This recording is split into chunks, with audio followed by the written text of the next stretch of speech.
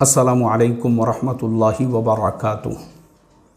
मोहतरम भाइयों, बुज़ुर्गों, दोस्तों, देखिए तस्वीर में आपको एक बुज़ुर्ग नज़र आ रहे हैं।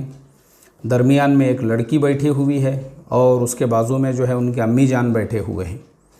मसला क्या है? मसला ये है कि ये जो बुज़ुर्ग है, दरमियान में उनकी बेटी है और उन्होंने अपनी बेटी के निकाह से पहले एक मकान किसी से लिया और उसको 6 लाख रुपये एडवांस दे दिए। बाजू में जो बिल्डिंग नज़र आ रही है, ये वही बिल्डिंग है जिसके अंदर उनको मकान देने का वादा किया गया, बल्कि मकान ले जा के दिखाया भी गया।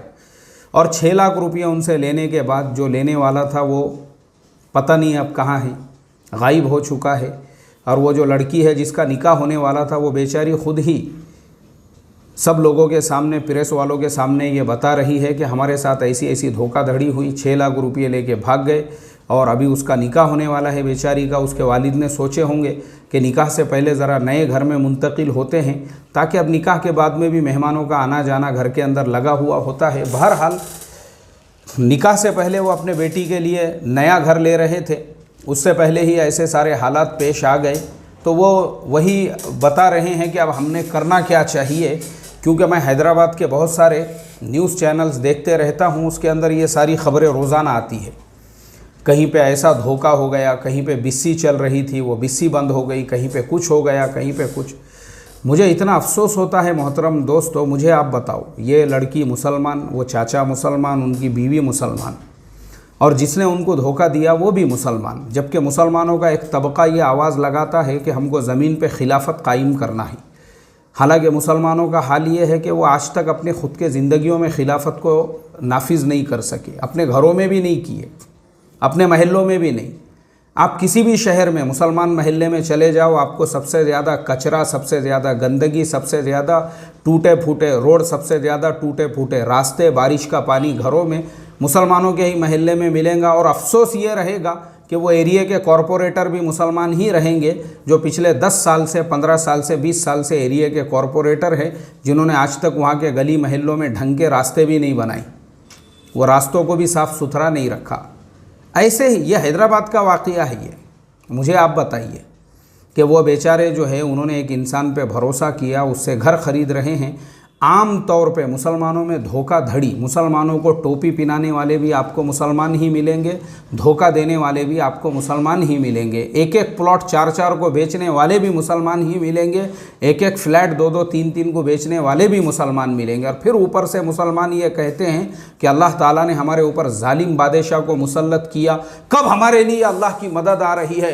आसमानों से फ़रिश्तों का नुज़ूल ऐसे भामटों के लिए, धोखा देने वालों के लिए, एक दूसरे की टांग खींचने वालों के लिए, एक दूसरे को जो है गालियां देने वालों के लिए, ऐसों के लिए थोड़ी है फ़रिश्तों का नुज़ूल। फ़रिश्तों के नुज़ूल के लिए क्वालिटीज़ चाहिए, वो क्वालिटीज़ मुझे बताओ ना, वो है क्या हमारे अंदर? अब वो बेचारों की जवान बेटी है, वो जवान बेटी, उसका निकाह होने वाला है और उनके 6 लाख जो पूरा का पूरा सरमाया था वही लेके भाग गया, भागने वाला भी मुसलमान। आम तौर पे मुसलमानों के महल्ले में आम तौर पे, और अक्सर मैंने देखा हूँ, ये जो ऐसे बिल्डिंगें वगैरह भी जो बनाने वाले बहुत सारे लोग होते हैं, एक तो गुंठेवारी में ज़बरदस्ती की बिल्डिंग ठोक देते हैं, गवर्नमेंट के जो कॉरपोरेशन के रूल्स रेगुलेशंस को फॉलो नहीं करते।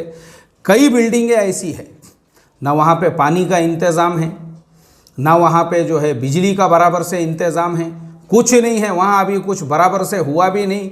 बहुत सारे बिल्डिंग, ये बिल्डर जो है ना, एक बिल्डिंग को अधूरा बनाए, अधूरी बेच दिए, दूसरी बिल्डिंग के काम में लग गए। क्यों? करोड़पति बनने का है उसको, कौम फुटे भी है लीडर बनने की, इलेक्शन में खड़े रहने का है अगले। अब क्योंकि पैसा तो आ गया हुआ है, अब दूसरी खुजली बाकी रह गई भी है, नगर सेवक बनने की या लीडर बनने की। वो खुजली कैसी मिटाने का है, वो मिटाने के लिए लग गई है धंधों के अंदर। इधर इसकी टोपी इसको, उसकी टोपी उसको, उसकी टोपी उसको। जितने ऐसे ख़राब और गलत मामलात आपको मिलेंगे सिर्फ़ और सिर्फ मुसलमानों के महल्लों में और मुसलमानों की बस्तियों में, और धोखा देने वाले भी मुसलमान ही होंगे, और देंगे तो मुसलमानों को ही देंगे। अल्लाह हिफाजत फरमाए। मुझे बताओ, मुझे कौन है इसके लिए ज़िम्मेदार? वो बेचारी अभी जवान लड़की है जिसका निकाह होने वाला है, कहाँ किसके पास में डॉक्यूमेंट्स लेकर घूमेंगी फिरेंगी और किसको बताएंगी जाकर?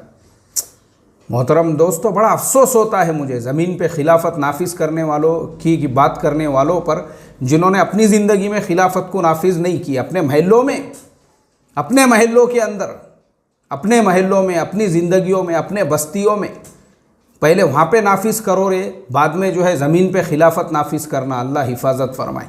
अस्सलामु अलैकुम व रहमतुल्लाहि व बरकातुहू।